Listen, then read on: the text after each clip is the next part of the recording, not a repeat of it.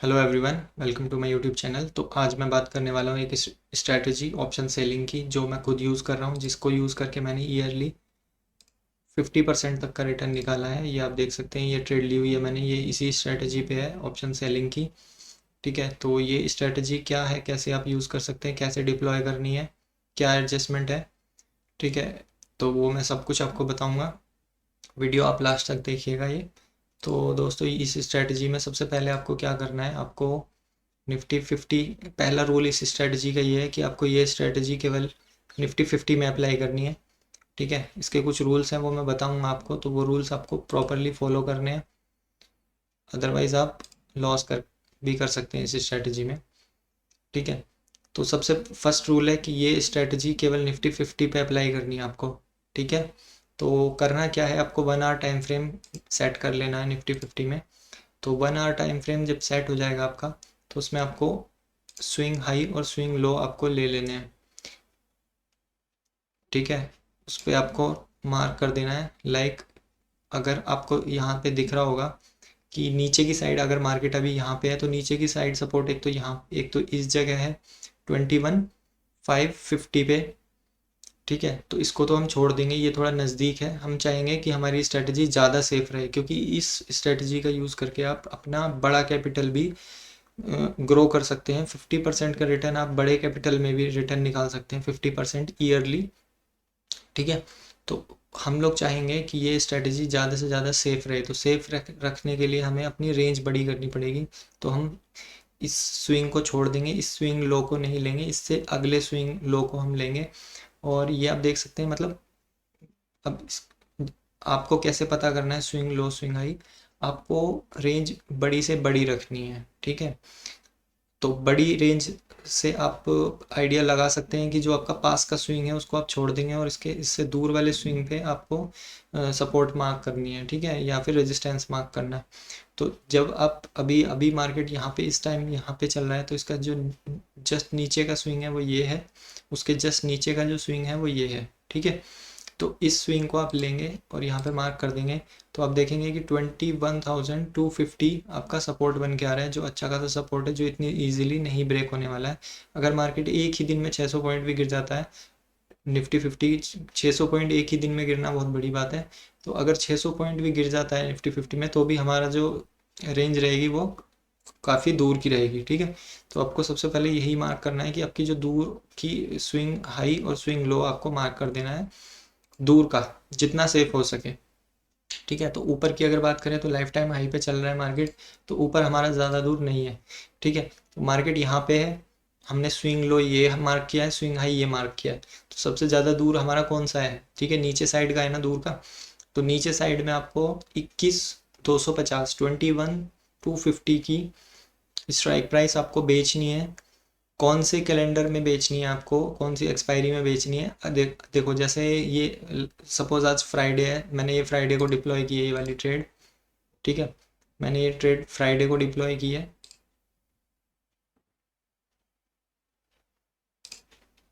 ये मैंने trade Friday को डिप्लॉय की है, तो फ्राइडे में आपको क्या करना है कि जो आपकी अगली एक्सपायरी है, ठीक है, मतलब आज फ्राइडे है, अब आने वाली जो थर्सडे वाली एक्सपायरी है उसको छोड़ देना है, उससे अगली एक्सपायरी का आपको ऑप्शन बेचना है। ठीक है, जो भी आपकी एक्सपायरी नज़दीकी होगी उस एक्सपायरी को छोड़ के उससे अगली एक्सपायरी की ऑप्शन आपको बेचना है। तो हम यहाँ पे ऑप्स्ट्रा ओपन कर लेते हैं, स्ट्रेटजी बिल्डर में जाएंगे, और डायरेक्टली आपको डिप्लॉय नहीं करनी है, पहले आपको इसमें ऑप्स्ट्रा में ये स्ट्रेटजी बिल्डर में आपको ये डालनी है, पहले स्ट्रेटजी आपकी जो भी बनेगी कॉम्बिनेशन। ठीक है, तो हम 22 फरवरी को छोड़ देंगे, 22 फरवरी की एक्सपायरी को छोड़ देंगे, और 29 फरवरी की एक्सपायरी का ऑप्शन नीचे की साइड में हमारा कौन सा था, 21,250। ठीक है, तो ये ध्यान रखना, इसके ऑप्शन का प्राइस 30 के आसपास आएगा, हमेशा हमेशा 30 के आसपास आएगा। यहाँ कॉल है या पुट है जो भी है, वो 30 के आसपास आएगा। अगर आपकी इंडिया विक्स कहाँ चल रही है, अगर आपकी इंडिया विक्स 15-16 तक चल रही है, 14-15-16 तक चल रही है, ठीक है, तो आपका ये हमेशा ऑप्शन 30 के आसपास वाला आएगा। 30 में आपका 24, 25, 26 भी रह सकता है। ठीक है, 31, 32, 33 भी रह सकता है। ठीक है, तो 30 के आसपास आएगा, तो 30 का एग्जैक्ट आ रहा है अभी, तो हम इस ऑप्शन को बेच देते हैं। ठीक है, सपोज 10 लॉट हम लोग इसके 30 और 30 वाले ऑप्शन के बेच देते हैं।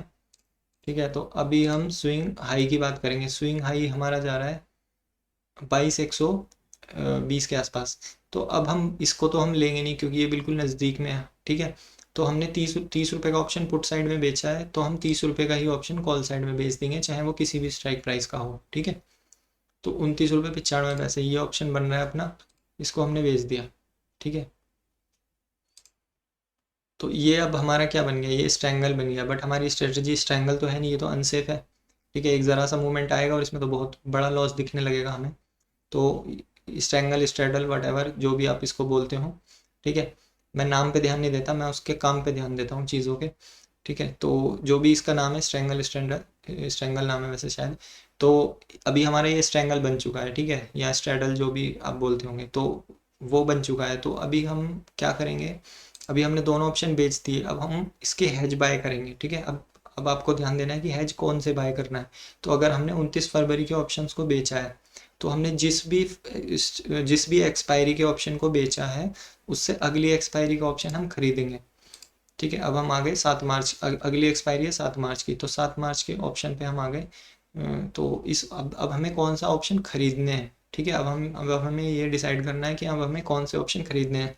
अब मेन जो चीज़ है इस स्ट्रेटजी में वो यही है, अगर आपने यहाँ गलती कर दी खरीदने में, तो आपकी स्ट्रेटजी फेल हो जाएगी। ठीक है, टोटली फेल हो जाएगी आपकी स्ट्रेटजी अगर आपने खरीदने में गलती कर दी। तो जो खरीदने का रूल है वो ध्यान से देखना। खरीदने का रूल ये है, आपको इंडिया विक्स देखना आना चाहिए थोड़ा बहुत। ठीक है, इंडिया विक्स के बारे में थोड़ा बहुत आपको पता होना चाहिए। देखो, जब भी कोई भी इवेंट आने वाला होता है, लाइक बजट हो गया, इलेक्शन का रिजल्ट हो गया, अभी देखो इलेक्शन के रिजल्ट आने वाला है, इवेंट है। ठीक है, तो इस टाइप की चीज़ें अगर हैं, उसमें कोई बड़ा इवेंट है, तो बड़े इवेंट पे हमेशा इंडिया विक्स को ऊपर रखा जाता है। ठीक है, अगर ऑलरेडी इंडिया विक्स ऊपर आ चुका है, तो उसके नीचे जाने के चांसेस हैं। ठीक है, तो मतलब बेसिकली तुम्हें ध्यान क्या रखना है कि अगर आपका इंडिया विक्स आपको लग रहा है कि यहाँ से नीचे जा सकता है। ठीक है, अगर आपको लग रहा है कि आपका इंडिया विक्स नीचे गिर सकता है यहाँ से, तो आपको ऑप्शन में ज़्यादा प्रीमियम नहीं देना है। मतलब कि आपने अगर 30 का ऑप्शन बेचा था, तो आपको 30 के आसपास का ही ऑप्शन खरीद लेना है। ठीक है, समझ में आ गया होगा कि अगर आपको लग रहा है कि इंडिया विक्स गिरेगा यहाँ से ज़्यादा, गिरने से मेरा मतलब है कि 10% कम से कम। ठीक है, अगर आपको लग रहा है कि यहाँ से इंडिया विक्स गिर सकता है 10%, तो आपको सेम स्ट्राइक प्राइस जो आपने बेचा था, 30 रुपये का ऑप्शन अगर आपने बेचा हुआ है, तो 30 के आसपास का ही आपको खरीद लेना है, चाहे वो किसी भी स्ट्राइक प्राइस का होगा। ठीक है, चाहे उसका कुछ भी स्ट्राइक प्राइस हो।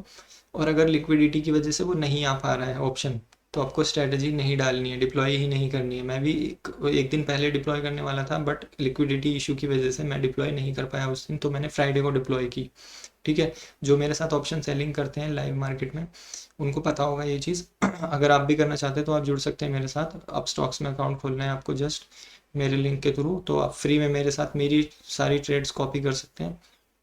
ठीक है, तो करना क्या है आपको, अगर इंडिया विक्स लग रहा है आपको कि यहाँ से 10% गिर सकता है, तो आपको सेम जो आपका स्ट्राइक प्राइस है, स्ट्राइक प्राइस सेम नहीं, प्राइस जो उसका प्रीमियम है 30 रुपये का, अगर आपने बेचा है तो 30 रुपये का ही आपको खरीद लेना है। ठीक है, तो अब हम अगर इस कंडीशन में है कि यहाँ से इंडिया विक्स गिर सकता है, तो हम सपोज अभी हम 30 रुपये का सेम खरीद रहे हैं।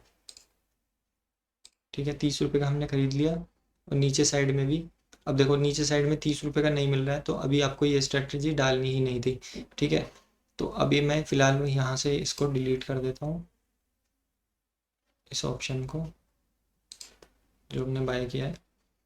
अब देखो, एक कंडीशन मैंने बता दी आपको कि अगर इंडिया विक्स नीचे गिरता है, तो आपको सेम प्रीमियम पे बाय कर लेना है।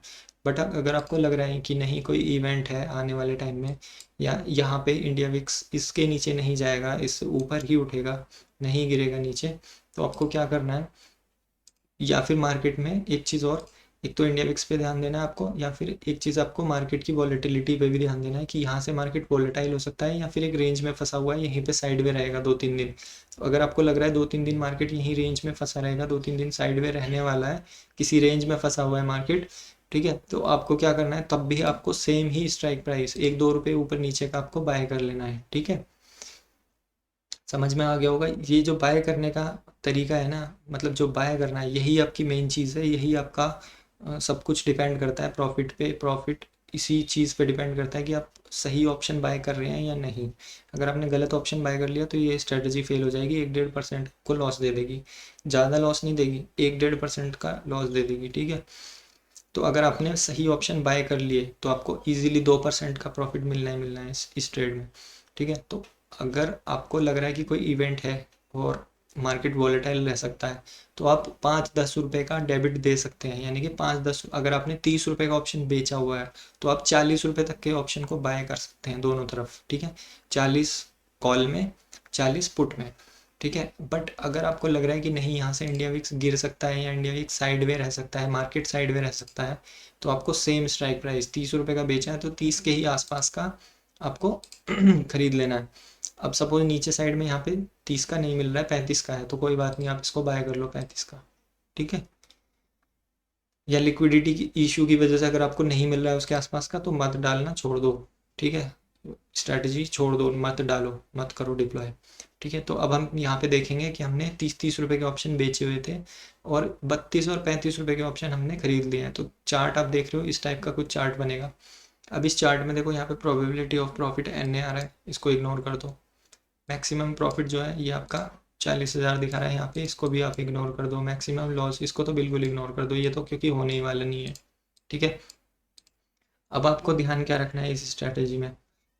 अब देखो, जैसे ही आप ये स्ट्रैटेजी डालोगे और आपको लग रहा है कि इंडिया विक्स आपका गिर सकता है, और अगर बीच में लॉस दिखाने लगे, मतलब कि ये जो चार्ट बना हुआ है आपका, इस चार्ट में अगर बीच में लॉस दिखाए, ये जब चार्ट आपका बन जाएगा, आप इसमें एंटर कर लोगे ट्रेड में, उसके बाद जब ये चार्ट बन जाएगा और इस चार्ट में अगर बीच में वो लॉस दिखाने लगे, लॉस मतलब कि 4-5-6 हज़ार का लॉस दिखाए बीच में, तो मतलब आपकी स्ट्रेटजी का कॉम्बिनेशन सही नहीं बना है, आप इसको तुरंत एग्जिट कर दो।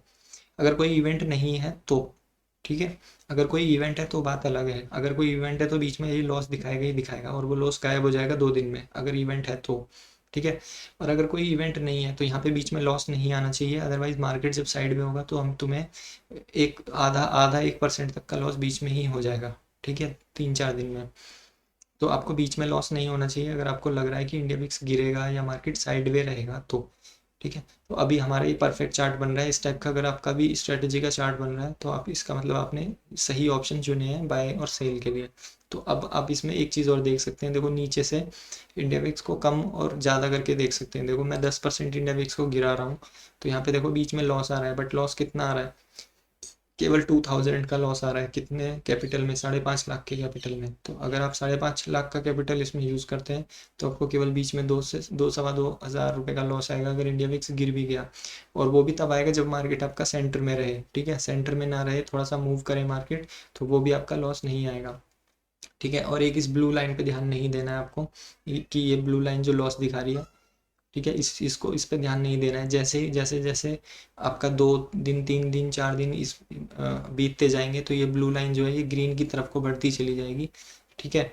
अब इसमें प्रॉब्लम क्या है, ठीक है, स्ट्रेटजी आपको समझ में आ गई कैसे काम करती है, वो समझ में आ गई। तो जैसे जैसे ये 29 फरवरी की एक्सपायरी पास में आएगी तो आपकी ये जो ब्लू लाइन है ये वाइड होती जाएगी। अभी देखो नैरो है ना, अभी थोड़ी शार्प डाउन साइड है। डाउन साइड का मतलब है कि देखो हमें लॉस आ जाएगा यहाँ पे 5,000, 6,000 तक, 7,000, 8,000 तक का लॉस है अगर मार्केट 22,500 तक चली जाए। अब आप सोचो, मार्केट चल रही है 22,000 पे, ठीक है। 22,000 पे मार्केट चल रही है अभी, और अगर 22,500 भी मार्केट चली जाती है तो हमें 10,000 का लॉस है। केवल कितने कैपिटल में, 5.5 लाख के कैपिटल में हमें 10,000 का लॉस है, ठीक है। मतलब कि 2% का लॉस है अगर मार्केट 500 पॉइंट का मूव कर जाती है। निफ्टी 50 के लिए अपसाइड 500 पॉइंट मूव करना बहुत बड़ी चीज़ होती है, ठीक है। तो 500 पॉइंट का मूव इतना ईजी नहीं आने वाला है निफ्टी 50 में, ठीक है। और अगर आ भी जाता है तो आपका केवल 2% का लॉस होगा, ठीक है।